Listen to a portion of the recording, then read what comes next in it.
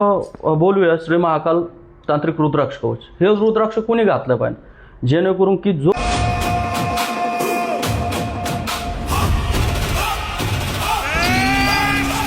ते चाललेलं असतं परंतु ग्राउंडला गेल्यानंतर परीक्षेला गेल्यानंतर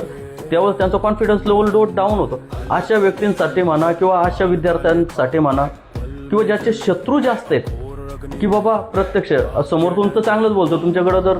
तेवढी पॉवर असेल किंवा तुमची समाजामध्ये तशी प्रतिष्ठा असेल, तुम्ही तुमचं बॅकग्राऊंड तसं बनवलेलं असेल तर समोरून तर सगळे चांगले बोलतात आहे. परंतु मागून जे काड्या करणारे लोक असतात तंत्रमंत्रांचं सहाय्यता घेऊन तुमचं जे बर्बाद करण्याचा प्रयत्न करत असतात, अशा लोकांपासून मुक्ती मिळण्यासाठी जे काही भेद दिखाया नाथ पंथ के दादा मिळण्यासाठी जे काही जण लेकरं असे असतात की ते कायमस्वरूपी घाबरत राहतात किंवा जो लहान लेकरं असतील किंवा ज्या स्त्रिया असेल काही जरी झालं तरी लगेच घाबरतात किंवा लगेच दृष्टी लागते, अशा लोकांसाठी ही श्री महाकाल तांत्रिक रुद्राक्ष कवच हे एक वरदान. तेरी आत्मा तपे, तेरी दृष्टि साफ हो और तू भीड़ में खड़ा होकर भी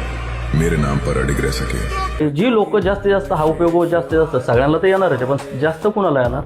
जो व्यक्ती म्हणा, जी स्त्री म्हणा, जो मुलगा म्हणा, तो सारखाच आजारी पडत असतो, तर त्याच्यासाठी हे एक प्रकारचं अमृत म्हणलं तरी चालन. आणि हा रुद्राक्ष जास्तीत जास्त धारणच करून ठेवणे